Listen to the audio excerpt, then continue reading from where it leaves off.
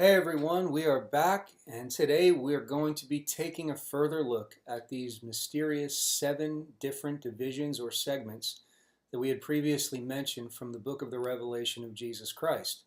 And before I get into that, I want to just briefly review these 6 different elements that we had talked about that are found in each of these 7 different divisions or segments and that make up these 7 different divisions or segments. I know these are a lot of different terms that maybe some folks aren't accustomed to, but I'll do my best to try to slow it down and explain it thoroughly so as not to create any further confusion that's already out there regarding the book of the Revelation. You know, the book of the Revelation is a big old gray sandwich, if you really want to look at it that way. Say, well, I don't know if I agree with that, John. Well, Revelation chapter 1 verse 1 says, the revelation of Jesus Christ which God gave unto him to show unto his servants the things which must shortly come to pass, and he sent and signified it by his angel unto his servant John. What's interesting about that, and I should know, is that the name John means grace. It means God is gracious. It means God is a gracious giver. And it also means God's gracious gift. So the book of the Revelation starts out with grace. It is sent and signified unto grace.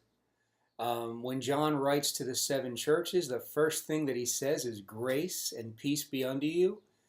And the last verse of the whole book of the Revelation, which is situated at the end of your Bible, the very last verse of the Bible, the grace of our Lord Jesus Christ be with you all. So we start with grace, we end with grace. The book of Revelation is a big old grace sandwich. It's just the natural carnal mind with all of its self-righteousness, with all of its fear, superstition, paranoia, and conspiracy theories has never viewed the book of the Revelation from a spiritual point of view. And that's why a lot of these evil, negative things associated with it and misunderstandings have come about. So my prayer is that through some of this stuff that the Lord has shown me, I hope to at least contribute somewhat of a positive light and at least provoke some of you to begin looking at it, studying it, and meditating on it from a different perspective. And I promise you, if you'll do that, this thing will just balloon and open up almost like a flower, so to speak, and you're just going to see something amazing. Not only about God, not only about Christ, but about you and about me, because this really revolves around a great mystery that's waiting to be revealed. You know, Apostle Paul wrote to the Colossians about it, and he preached it everywhere he went. But this is a revelation which in general has become lost within the church. And it is a revelation that revolves around a mystery, and that mystery is Christ in you and Christ in me, the hope of glory. You know, in the garden, God formed man's body out of the dust of the earth and breathed into his nostrils the breath of life. He didn't build a church building. Now, I'm not against church buildings, and you know, we need places to meet and gather and so on and so forth, but the emphasis shouldn't be on a building made out of brick and stone and concrete and mortar and all that other stuff. The fact is that God has always ordained us to be his habitation, his dwelling place. And so there's this mystery waiting to be revealed that it's not a new message. This isn't a new revelation. This has always been in the Bible. It's just we've not seen it and we've lost sight of it. But nevertheless, it's there and it's waiting to be revealed. And that mystery is this indwelling Christ and the seals that have been placed on the book or volume or fullness of his life within us, those seals being removed, popped open, broken off of us from the inside so that overcoming resurrection life of the Lamb can flow out of us and the world can really see him for who he is, as he is, in and through us. And that's what the book of the Revelation is really all about. The word revelation in the Greek does not mean the end of the world. And if you don't believe me, you can look this stuff up. The word revelation in the Greek is apocalypse. or apocalypsis, and it comes from two Greek words, apo, which means to remove, and kalupto, which means the veil. Another definition is to take off the cover. And so what happens is this veil or cover, which is like this false identity that we dress up ourselves in, this false identity that we masquerade around in all of the time, that religion has helped us to put on. Once that thing is removed, once that cover is taken off, then the real person, the true you and me that we've always been in Christ, even before the foundation of the world, can come forth and shine. That's the whole purpose of the book of the Revelation. You won't find the phrase the end of the world in the book of the Revelation because it's not about that. It's not about that. It's actually about once that Christ in us is revealed and begins coming forth and manifesting, it really revolves around something that the prophet Joel wrote. Whereas those who have this manifestation occurring with him, that indwelling Christ through them, is going to transform this entire planet back into the Garden of Eden. I mean, I'm not looking to check out, guys. I'm looking to release what's in me. And I want to encourage and exhort and impart some stuff in a way that will help us all, to some extent, and to whatever measure of the ability I've been given, to realize that so we can start being aware of it and allowing it to flow out of us. So last time we spoke about the seven different segments or divisions that are found in the book of the Revelation. A number of years ago, I was reading the book of Revelation from a linear point of view, chapter 1 straight through chapter 22. Got a lot of stuff out of it, like I'd shared before, but there was a certain point where I kind of peaked. I kind of hit like this invisible wall, and I wasn't really gleaning anything from it. And there were still parts of it that seemed to be like jumbled and scrambled. And so in my heart, I felt the Lord sort of provoke me or challenge me to begin reading the book of Revelation out of order. And what he showed me to do was to connect all of the ones, all of the twos, all of the threes, all of the fours, all of the fives, all of the sixes, and all of the sevens, and to read the book that way. And so I had shared before, like for example, with the first thunder, once I connected all of the ones and I read them together, I found that there were 6 elements in that first segment or division. And I might have already given away what I'm getting at, but sometimes I get ahead of myself.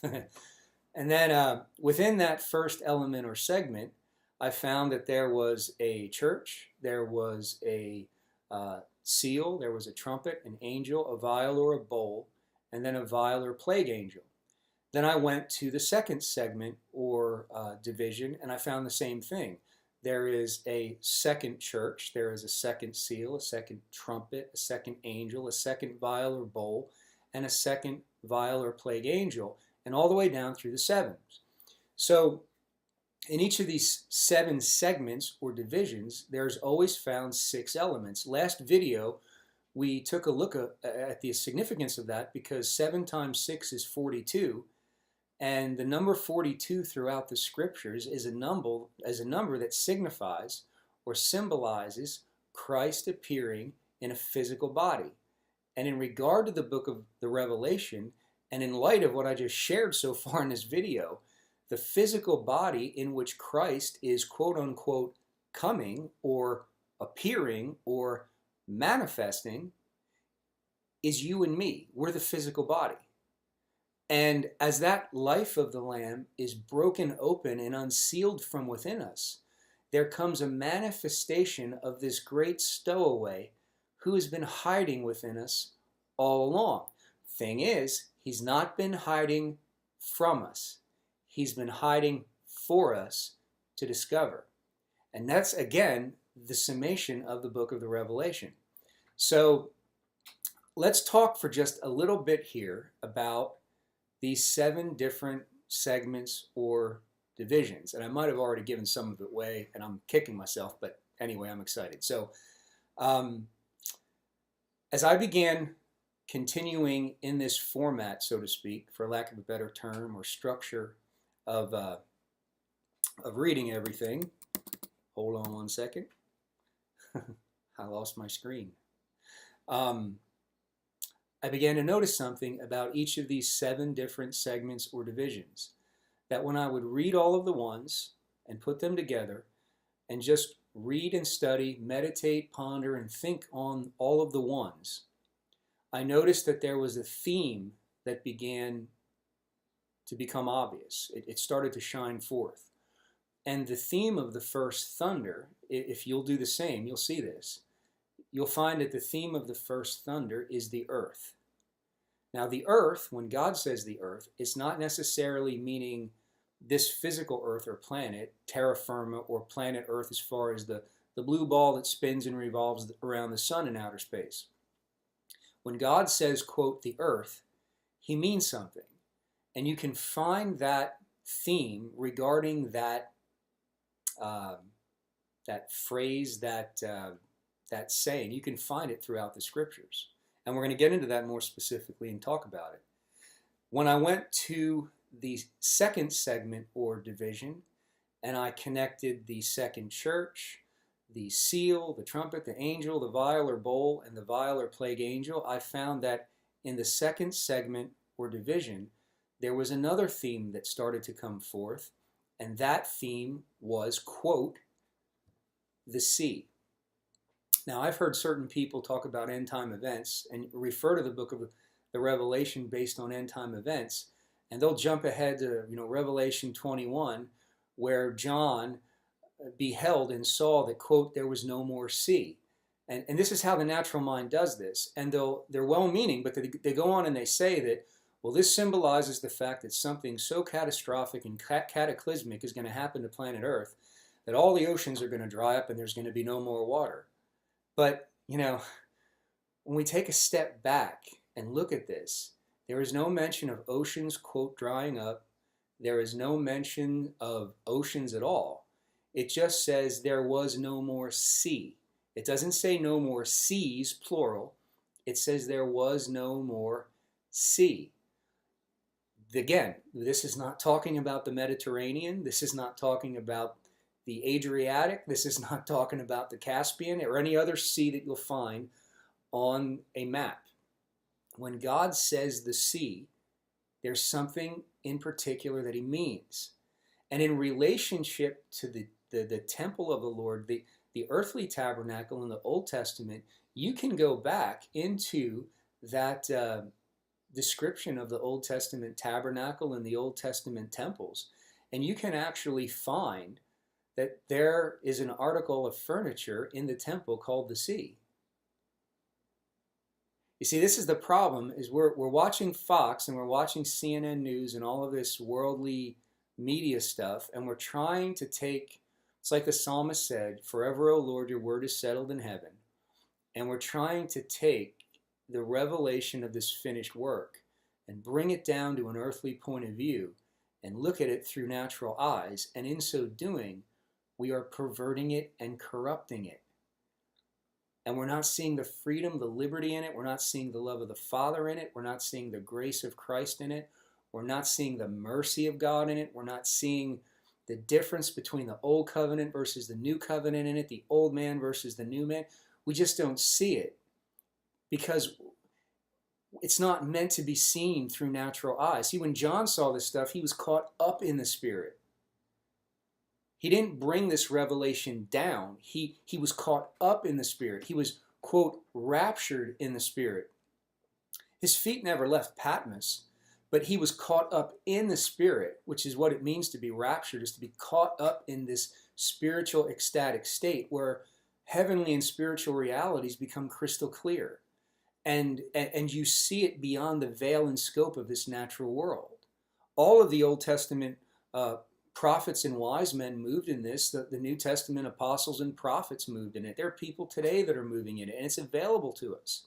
We got to be willing to kind of divorce ourselves from this natural viewpoint of everything. Jesus said, my words are spirit and they are life. Well, how are we supposed to understand him unless we too are in the Spirit? Or else we'll just take everything that he says, pervert it into a, quote, application, because the Bible is basic instructions before leaving earth. No, it's not. The scriptures contain a revelation of God himself, and there's nothing basic about it. Trust me. This isn't a honey-do list. The Bible is not a honey-do book. Honey, do this, honey, do that, or I'll be mad at you. The Bible contains a revelation of a mystery. And it's been sitting there waiting for a people who had ears to hear, eyes to see, and hearts that are willing to understand and receive it, and then keep or guard or become stewards of those mysteries and dispensers of those mysteries that would then open the eyes of the world to the Father's love and the true grace of Christ. And so, anyway, moving on. After I went through the second segment or division, I got to the third segment or division, and I found that when you connect all 6 elements of the third segment or division, there's another theme that comes forth. The first theme of the first segment is the earth. The second theme, the second segment, is the sea. In the third segment, there is another theme that comes forth, and that theme is, quote, the rivers and fountains of waters. So from God's point of view, from Genesis all the way through the Revelation, all 66 books, what does God mean when he says the rivers and fountains of waters? So then I moved to the fourth segment or division, and I discovered that as I kept reading and meditating on those 6 different elements of the fourth segment or division, I might as well just tell you what they are ahead of time because I guess it wants to come out. What I discovered about these 7 different divisions or segments is that they are the mysterious, quote, 7 thunders of God that John wrote about in Revelation chapter 10. And I actually had some friends of mine, ministry friends of mine, that I deeply value and appreciate. I don't know if any of you all ever known them or know about them, but their names are Van and Gina Tanner. You can check out their website. I'm sure they'll appreciate me mentioning them, but it's www.thirddayvoice.com. And I'm getting way ahead of myself, so. But I'll share with you a little bit more about how I got an email from somebody whom I had never met that basically dovetailed into all of this, and I guess kind of sort of in a way helped me connect the very last dot. But anyway, the fourth thunder. I found that the theme of the fourth thunder segment or division is when you studied all those 6 elements and put them together, you found that the fourth thunder, the theme of the fourth thunder is the sun and the moon and the stars. And what I noticed about the fourth thunder is that in the fourth thunder, there starts to be a division and a breakaway or a chasm that begins to form between the glory of natural light, which men seek, versus the glory of spiritual light. That, in essence, is the theme of the fourth segment or division, or the fourth thunder. When I got into the fifth segment or division, or the fifth thunder, I found out that as you put those 6 elements together, you meditate on them, you'll start to see that the theme of the fifth thunder is the seed of the beast. Now, that seed of the beast is not Washington, D.C. It is not somewhere over in the Middle East. That seed of the beast is more closely connected to us and related to us than what most of us will care to admit. But I'm going to tell you something. That seed of the beast is going to tie directly into the wounded pride of our own self-righteousness. And we'll get into this in detail, and I'll explain it. So then when you move on to the 6th segment or division, or the 6th thunder, you'll find that in the 6th thunder, as you take the 6 elements and you link them together and you study them and meditate them and just observe them from an objective, non-critical point of view and let them speak to you, you'll find that the 6th thunder revolves around the river Euphrates. You say, well, John, what's the significance of that? Well, What's significant is what the river Euphrates feeds. It feeds Babylon. Oh, I lost my screen again. This is becoming quite the Emmy Award-winning video, isn't it? But hey, you'll have this. So the sixth thunder revolves around the Euphrates, which feeds Babylon. And I'm surprised that not a lot of people have ever studied what the word Euphrates means and how it interacts with us today, where we live. So we'll talk about that. And then finally, I got into the seventh division or segment, which is the seventh thunder. And if you put all six elements together in the seventh thunder, what you will find is that the seventh thunder revolves around a theme called, quote, the air, A-I-R, the air. So there you have it. And in Revelation chapter 10, John wrote, he saw this angel come down from heaven and put one foot upon the earth and another foot upon the sea. And he had a little book open in his hand, and he cried as when a lion roars. And when he cried as when a lion roars, it says 7 thunders uttered their voice. And John was about to write what the 7 thunders uttered, but a voice came to him and said, seal up what the 7 thunders uttered and write them not. Now let me explain this. Reading it from a surface point of view, you would think that John withheld that information. But when you study it out, what you find is what John is instructed to do. He says, seal up those things which the 7 thunders uttered and write them not. It simply means do not explain them plainly. It does not mean that John didn't write them. They're there, they're waiting to be discovered, but we'll never be able to discover them in reading the book of the Revelation from a linear point of view, chapter 1, straight through chapter 22. And next time what we're going to do is I'm going to just briefly give some examples of how each of these 7 different segments or divisions, each of these 7 different thunders, interacts and plays off of the 7-fold Spirit of Christ and the 7-fold Spirit of the Antichrist. Because when we're talking about the first thunder and the theme of the first thunder being the earth, I'll explain this next time, we're going to see how the first aspect of the Spirit of Christ, which really is the Spirit of love that gives rest, we're going to see how that first aspect of the Spirit of Christ confronts the first aspect of the spirit of Antichrist, which is a proud look. You can't have a proud look without a proud heart. And this is going to help define, quote, what is the earth? And it's just amazing. When you start allowing the Spirit to put all this together, and all this stuff, the dots start connecting, and all of a sudden there's an explosion, this eruption of illumination, and you see all this stuff from a heavenly point of view, and how this interacts with the heart and where we live today, and what God is really after, this unveiling, this uncovering of this great mystery, so that the Father will finally have the ability, I don't want to say this, there will be a manifest reality of God's kingdom, power, and glory revealed in us and demonstrating through us. That's what He's after. And so we'll help, or we'll try to help tying these things together as we're able to do it. And pray for me next time so I don't jumble my brains and scramble my words.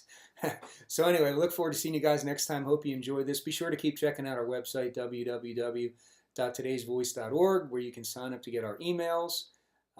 There's other goodies on there. You can download, you can download our audio messages from our public meetings. We meet regularly every Sunday, and also in the homes of people who are regulars at our meetings. We've been doing this for 17 years. July of 1999 we began, so we're not new in this by any means. So check it out, www.todaysvoice.org. Look forward to seeing you guys next time. Hope you enjoyed this jumbled, scrambled mess. Love you, appreciate you. Have a good one. Bye-bye.